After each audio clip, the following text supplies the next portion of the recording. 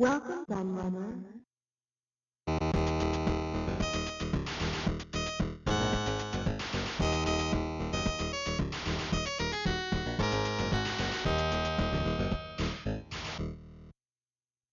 Hello everybody, Kieran aka The Laird here and back with another hardware review. And if you watch my channel regularly, you would have seen me recently review this Bandai Namco Flashback Blast from AtGames. And in that video I also showed a little bit, well just like this, the box, of the Legends Flashback Blast that promotes Space Invaders and Burger Time on the front. Two games rather than one. So that's Namco themed, and obviously that's Taito Data East. And I mentioned lots of things in the previous video about the Pac-Man one. So you might want to go back and watch that one. I'll link it in the top corner if you want to go back and watch that one first, because I don't want to repeat tons of stuff, because the second part of this video is going to be longer than it was with the Namco one, because this one has 12 games, whereas this one only had 8, as I will go into. But basically, I got these for £5 each from Poundland in the UK. Because even though their name is Poundland, a few years ago they started selling stuff that wasn't a pound. It'll be around pound, so it'll be £4 or £5. But they started doing this Poundland Plus range, which was stuff that was more expensive than a pound. And yeah, these are the only ones I've seen in Poundland. I haven't seen them any other ones. I've seen them in a few Poundland stores now. There's quite a few of them. So if you're in the UK and you're interested, go and visit Poundland, because £5 is bloody cheap actually, even for what they are, as I'll go into when I review them. So there we go. That's got that out of the way. I'd give more detail on that in the Pac-Man video, but I don't feel I need to here. So we'll have a look what's in the box. So here we go. This is all of it. I've already taken it out. So let's tip it all out onto the sofa. Now it won't come out, of course. I'm going to have to take it out of the box. Righty ho. So what do we have here? We have our controller, which I'll go into in a minute. We have some, oops, I've just dropped, really cool Space Invader stickers. You'd think they were meant to go on the controller or something, but there doesn't actually seem to be a place to put them on the controller, so you just stick them somewhere or make a badge out of them or something. I don't know. We have our cable to connect up. I'll have a look at that in a minute, probably. Our stick and our instruction manuals. Let's have a look at the stick. So this is the bit that plugs into your TV. So there we go, standard HDMI stick. Great unless your TV, like my small one, which I was originally going to use to film these videos, has a HDMI socket that points down and is only gives about that much clearance from the stand. There wasn't enough room to plug this in by a long shot. So I had to find another solution of using my big TV, which is wall mounted, so that was fun, as you'll find out in due course. So yeah,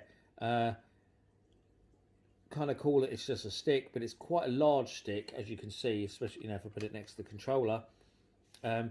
So make sure your TV has an HDMI socket that this can actually be plugged into, where it will fit, or you'll need some kind of extender. We've got a controller, which is obviously looks exactly like a Sega Mega Drive controller, just for different colours, and 6 buttons. Although why it has 6 buttons, I have no clue, because it doesn't need them. For all the games on the Legends Flashback, you only need 1 button, really, to play them, that is. The other buttons, there's buttons like, they've got rewind there, menu, start. So rewind, obviously rewind your game. I haven't looked at the box, have I? Ah, there we go. I will have a look at the box in a minute, but that rewinds your game. Menu brings up the main menu, obviously, and start the game. So yeah, there we go. Very cheap plastic buttons, very cheap and nasty, very highly raised joypad. It might look like a Mega Drive controller, but it doesn't play like a Mega Drive controller. It's spongy and a bit rubbish, and that's the power light there, as you can see. They have actually got some batteries in it. Our on-off switch on the top, and on the back there, our battery compartment, where you can stick in a couple of AAA batteries to power it. And speaking of powering it, this does actually need to be powered in the TV. That's what your cable's for, because on the bottom there you've got your USB-B socket, so you can use this cable to connect it to the USB socket on your TV to power it, or you can plug a phone charger into there as well if you have one that's close enough to reach it. Our instruction manual, there we go. I said about this in the other video, but at the bottom it shows all the different ones you can get. So there's Activision Flashback Blast, 3 different Atari ones, one of which has paddles, which is the one that interests me the most by far. 20 games on paddles. All of the Atari ones have 20 games on. This Legends one here, Bandai Namco. The Activision one sounds interesting as well. That's got 20 games on it. But the Atari ones, God, they've been done to death, haven't they, the Atari games on these plug-and-play devices. Why not just get an Atari Flashback? It would work out cheaper than buying all of these. And the newer ones have SD card slots in them as well. So you can put whatever games you want in them. So much better solution. We'll have a quick look at the box, because I forgot to do that first, which I meant to do like I did in the Pac-Man video. So there we go, 12 built-in games, Legends Flashback Blast, rewind functions, save, HDMI, wireless controllers. So that says about no wires, HD performance, whatever that means. Save and load. Rewind, easy to set up, just plug it in and play. All the legal bump on the back, obviously AtGames. But you'll see there the logos for Good Deal Games, Homebrew Heaven. So yeah, that tells you straight away that there is some homebrew stuff on here, which we'll see in a minute when I turn to the back of the box, which is very cool. So there's our main selection of games: Burger Time, Bump and Jump, Frontline, Polaris, Lock and Chase, Jungle Hunt, and Atari 2600 artwork, alongside arcade artwork, which I'll talk about more when we look at the device. But that's an arcade screenshot, isn't it? Very, very confusing. And there's our full list of games. And a few of those: Strip Off, Space Raid, Shield Shifter, Miss It, and Escape It, actually. They're all homebrews. The rest are commercial games. So really, calling it the Legends Flashback is a complete con, because a lot of these aren't Legends because they're new homebrew games. Although a couple of them are kind of remakes of old arcade games, which I'll go into when I play them. But yeah, so it's actually very deceiving. Why they couldn't have just had the Taito and the Data East games on there and left it at that, I don't know. It seems really strange to have kind of bunged those homebrew ones on, because they've really got 8 games on that. So they could have just had 8 games on this, and it would have sold, you know, I don't think it would have sold any better for having the homebrew games on, because you know, people are going to buy this to play Burger Time and Space Invaders and Jungle Hunt. You know, they're not going to buy it to play Strip Off, which sounds like a strip poker game. Certainly doesn't sound child friendly, although I can assure you it is. So there we go. That's the box. So let's have a look at the device playing now, shall we? So here we go then. Let's have a look at the Legends Flashback Blast even. The second one I picked up from Poundland for £5. You've all of you seen my review of the Namco one, no doubt. This was the one of the 2 I was more interested in. And one of the reasons for that is, as you can probably already see, is it's got tons more games on it. And I think more interesting games as well, because the Namco Flashback has games that can be found in literally a billion places now. I mean, those Namco NES games have been put on all sorts of different platforms. You've got the Evercade, you can get them on Steam, you can get them on Xbox, PlayStation. You know, there's so many different plug and play devices that have them on as well. So, you know, they've been seen a million times, whereas a lot of these you haven't seen all over the place. They're a bit less common. And one thing I did spot actually when I stuck this one in was it worked straight away, whereas it took me numerous attempts to get the Namco one to work. I don't know why, but this one I plugged it in and it worked straight away. I got none of that device not recognised rubbish that I kept getting with the Namco one. So that's good. Second thing I noticed was that obviously it has tons of games, as I already mentioned, and when you go through obviously these games, they don't have a screenshot like they did on the Namco one. They have a box art instead, which is cool. And you will note, the eagle-eyed of you among you will notice that Space Invaders artwork there is from the Atari 2600 version. They've literally just removed the writing that says Atari 2600 along the top. It's a red box. It's even got the coloured strip that you get along. They haven't even bothered to remove that. It's so blatant that it's the Atari 2600 artwork, which is probably a bit naughty because I bet they didn't pay to use that on this at all.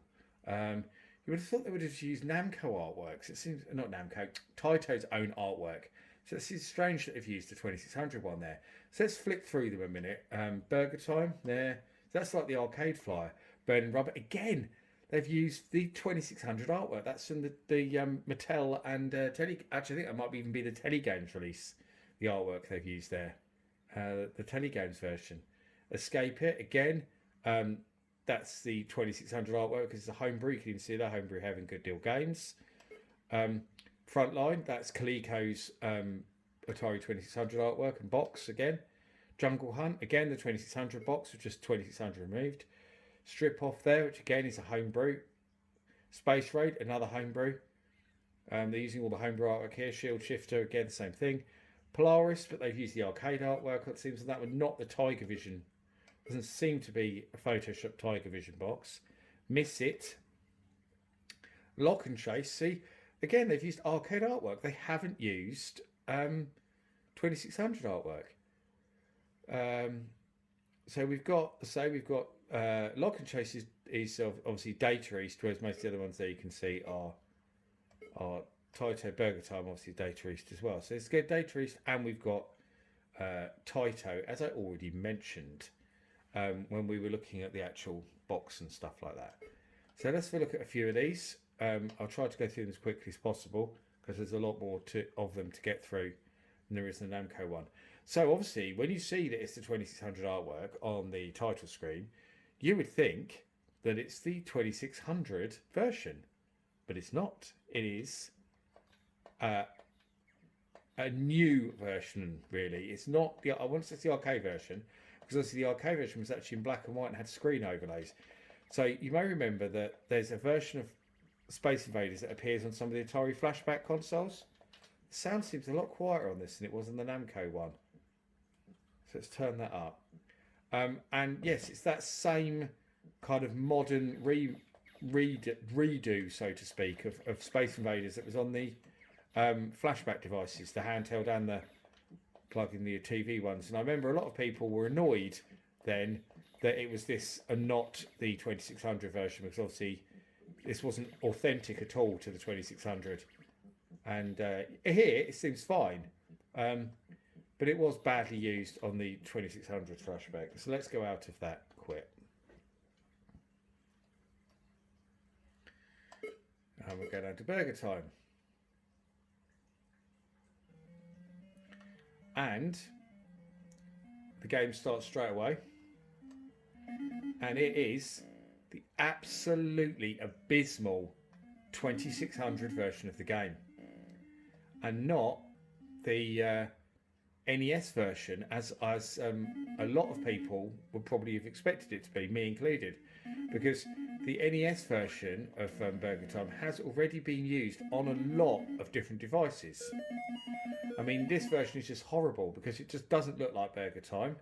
It's amazingly ugly. We've just got squares instead of sprites. The ingredients aren't different colours. It's got the music. That's about the only good thing I can say about it, really.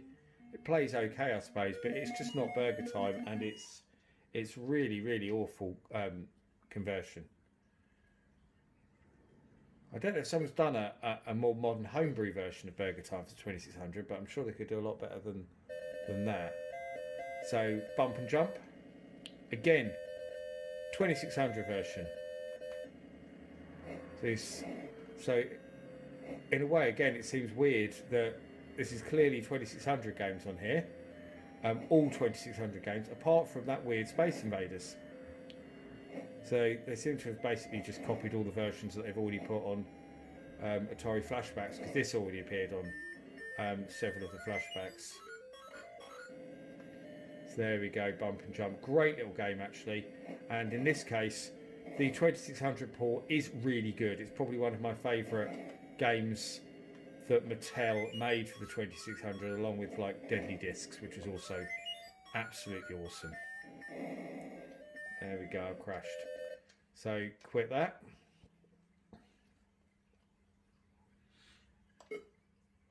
Let's escape it. There we go. Homebrew game, and you may notice it appears to basically be a port of the Atari arcade game, early Atari arcade game, Gotcha. So yes, that's what it is. Quite cool in many ways, but you know, you need a second player, really. Let's go back.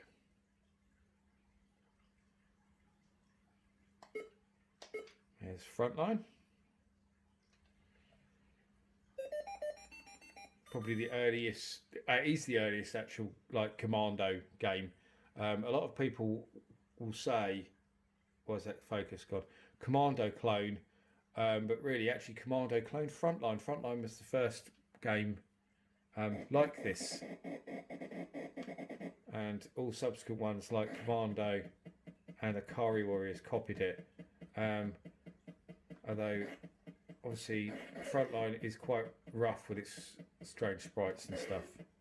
It's nowhere near as advanced as the likes of Commando and Akari Warriors, but there's no doubting its important place in history. That said, I don't think it's a very good game at all. I didn't think the original arcade game of Frontline was particularly great, which is why nobody remembers it, and they do remember Commando. And the 2600 port is obviously a gimped version of that arcade game, so you know, it's a crap game made a bit crapper, basically. There we go.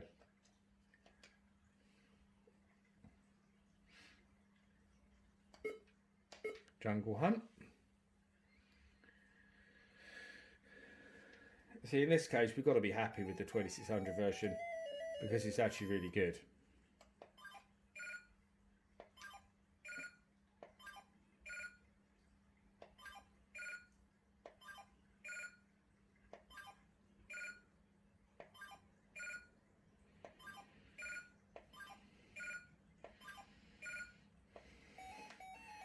And into the sea.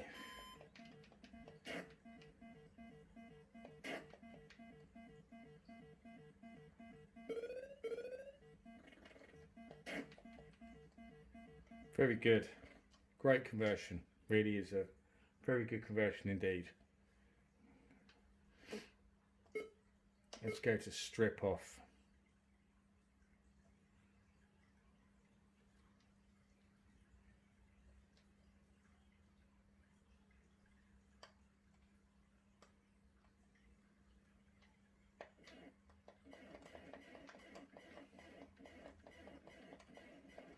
Assume it's supposed to be stopping these guys stealing the blocks, and I'm doing really badly at it. I'm going to stop one, and then you get them back. Yeah, it's basically rip-off, but the Cinematronics arcade game rip-off, but adapted slightly to look more like Space Invaders. I prefer rip-off, to be honest. It's a better game. I have played this one before, Space Raid. It's a very good Zaxxon clone, because those of you who have played the 2600 version of Zaxxon will know that it lost the isometric perspective. They did it viewed from behind, a bit like they did with the 3D Master System version as well, and the Intellivision version had that same. So this is an attempt to basically do Zaxxon, but without getting done for using the Zaxxon name. So it's quite clever the way they've made the sprite scale, as you can see. And they've just used lines in the background to save on the graphical detail. But yeah, this is actually very, very good. Very good homebrew indeed.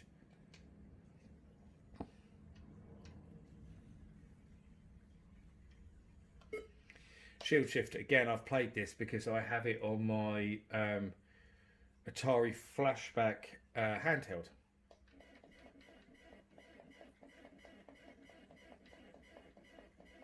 It's okay. I didn't think it was that amazing.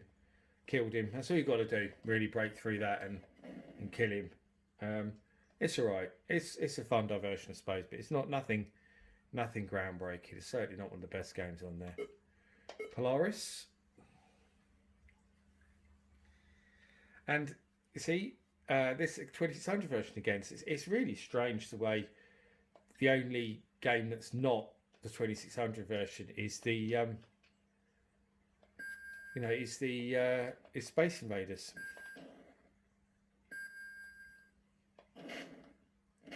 This is simple, just shoot everything, but you can only shoot upwards, so you just gotta.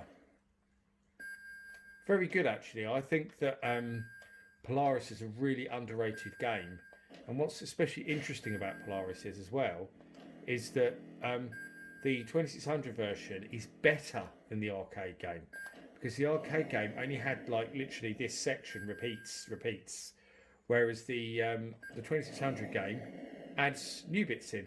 Although I'm going to fail and I'm not going to get to them, but yeah, there's completely new bits in the 2600 game. Oh, see, here we go. Like this wasn't in the arcade game. We have to reach the next part. So I really like the way they added stuff to it. I think that was really clever, and it's a really playable game. And as I say, I think it's a really underrated title for the 2600, and a very welcome addition to this, because I think there's probably a lot of people who will never have played Polaris. But there we go. Let's go out of that.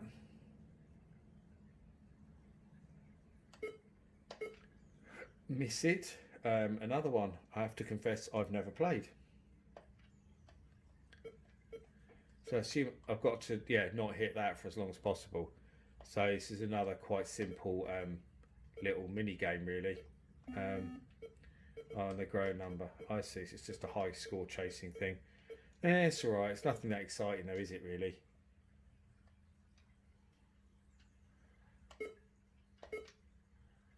And Lock and Chase. I really like Lock and Chase. And again, it's the 2600 version. It's a really cool variation on Pac-Man. We're avoiding these guards, collecting the gold bars.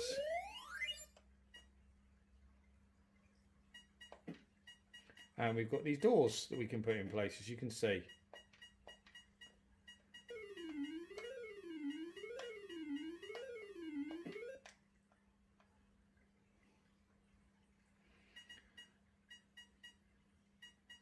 So that's how that works. Cool little Pac-Man clone. And the 2600 version, despite being really ugly, is actually very good.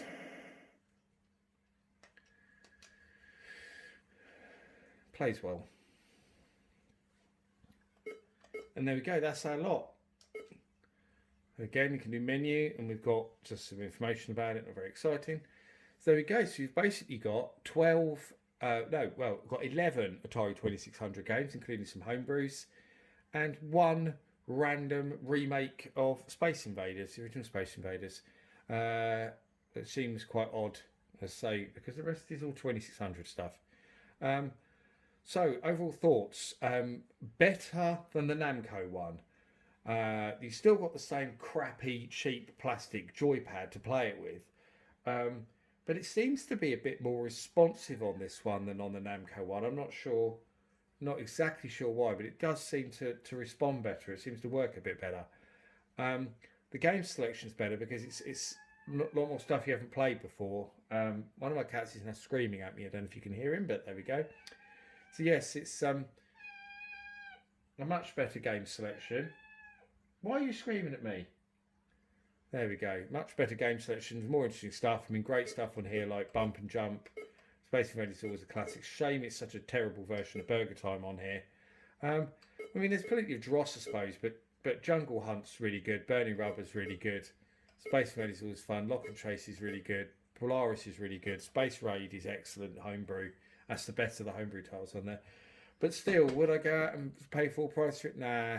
For a $5, yeah, great stuff. I'm very pleased to get something like this for a $5, but otherwise, probably not worth it. You're probably better off just getting a flashback handheld or a flashback of some kind, and playing them that way. I mean, that's the thing. The kind of the fact the flashbacks exist, the proper flashbacks, not these little controllers that plug into the TV, kind of renders this pointless, especially when you've got the flashbacks as well that've got the SD cards on, so you can put whatever games you like on it. And they're not very big either. They're not much bigger than one of these, really, in many ways. But that's it. I hope you enjoyed my review of the Legends Flashback. If you see it for £5 in Poundland, like I did, it's worth it. Otherwise, it's probably not. I thank you for watching, and I'll see you all again for another video very soon. Bye-bye.